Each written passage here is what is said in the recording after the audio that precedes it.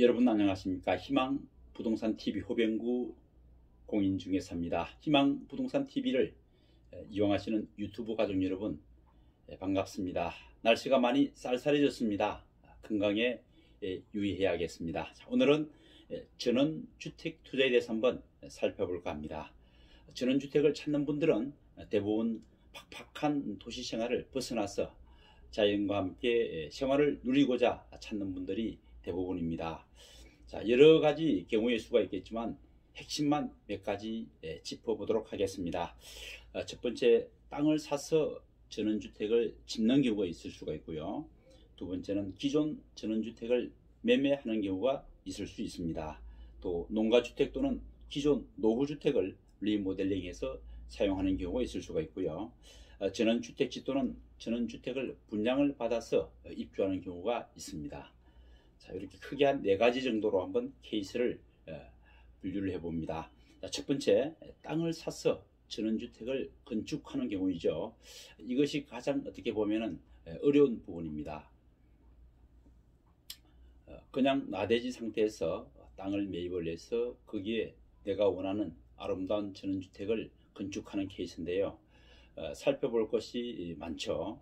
예를 들어서 건축 허가가 나는 자리인지 또는 상수도가 들어올 수 있는 자리인지 지하수를 개발해야 하는지 또 여러 가지 문제 부분이 있는데 이것을 한꺼번에 해결할 수 있는 부분이 일단은 가설계를 떠보는 것입니다. 내가 원하는 택지의 주소를 가지고 가설계를 떠봤을 때 설계가 건축이 허용이 되는지 또는 어떤 용도 지역인지 또는 주의사항이 없는지 부분들을 가설계를 통해서 필터링을 할 수가 있습니다. 그래서 나대지를 구입을 해서 전원주택을 건축하는 경우에는 필수적으로 가설기가 꼭 반드시 필요하고 또 훨씬 도움이 많이 됩니다. 진입도로라든지 또 주변 여건 이런 부분들을 많이 봐야 하겠죠. 대부분 전원주택 같은 경우는 처음에 최초의 전원주택에 입주하신 분들은 그 당시에는 겨울물도 맑고 주변 환경도 아주 좋았는데 주인이 몇 차례 바뀌면서 그 깨끗한 자연 환경들이 많이 퇴색되는 이런 경우가 많이 있습니다. 자, 두 번째가 기존 전원주택을 매매하는 경우죠. 여러분 잘 아시겠지만 부동산은 개발을 하기 때문에 5년 전에 또는 10년 전과 현재와의 상황은 많이 다를 수가 있습니다. 그래서 주변 환경, 위치를 잘 분석해야 되겠죠. 세 번째가 농가주택 또는 기존 노후주택을 리모델링 하는 경우인데요. 예를 들어서 대지가 200평 정도의 농가주택 또는 노후주택이 있다면 기존의 마당을 잔디를 심고 전원주택처럼 이렇게 리모델링해서 사용하는 경우가 많이 있습니다. 최대한 적은 비용으로 최유효 이용을 할 수 있도록 하는 경우가 좋겠죠. 네 번째가 전원주택지 또는 전원주택을 분양받는 경우인데요. 여러분 차를 몰고 도로를 쭉 가다 보면 프랜카드에 전원주택 단지 분양 이렇게 해서 프랜카드를 붙여놓은 것을 볼 수 있습니다. 전원주택 같은 경우에는 입지가 가장 중요하죠. 입지. 그래서 친구 따라 강남 갈 것이 아니고 내가 정말로 필요로 하는 곳인지 이런 부분들을 잘 선택을 해야 합니다. 자, 세부 체크 사항들 한번 볼까요? 첫 번째 면적과 규모인데요. 전원주택은 아무래도 도시에 있는 아파트라든가 오피스텔 이 부동산 중에서도 환금성이 뛰어난 이런 종류와는 조금 차이가 납니다. 그래서 내가 전원주택을 매입을 해서 또는 건축을 해서 살다가 되팔고 나올 때 이 부분이 매끄럽지가 않습니다. 그래서 그런 부분까지 모두 확인을 해 봐야 된다는 것이죠. 두 번째가 투자 금액인데요. 아무리 고급스럽게 아름다운 집을 건축한다고 해도 투자금이 과다하면 나중에 되팔고 나올 때 무거운 짐이 될 수가 있습니다. 세 번째가 위치인데요. 물 좋고 공기 맑은 곳에 아름답게 건축되었다고 해도 실질적으로 병원이라든지 생활 인프라가 불편해서 이용이 불편하면 아무 소용이 없습니다. 그래서 위치, 입지 선정 아주 중요한 부분입니다.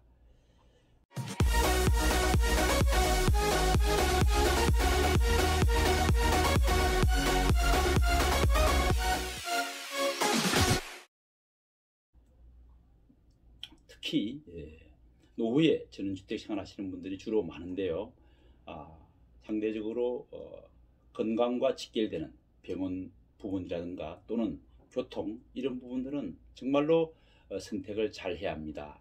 외지에 외진 곳에 조용한 곳을 찾는다고 본인만 좋아하는 곳에 선택을 해 놓다 보면 나중에는 다시 되팔 수 없는 이런 지경까지도 도달됩니다.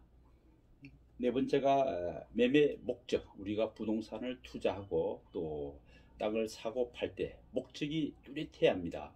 예를 들어서 재테크를 위한 투자인지 직접 건축을 해서 거주를 위한 것인지 또는 귀농한다든지 목적을 뚜렷이 해야만이 부동산 이 투자, 전원주택 투자도 크게 벗어나지 않습니다. 그래서 세컨하우스를 쓸 것인지 또는 휴양지로 쓸 것인지 본인이 직접 입주할 것인지 가족이 심할 수 있는 공간으로 이용할 것인지 이런 것들도 검토해 봐야 되겠죠.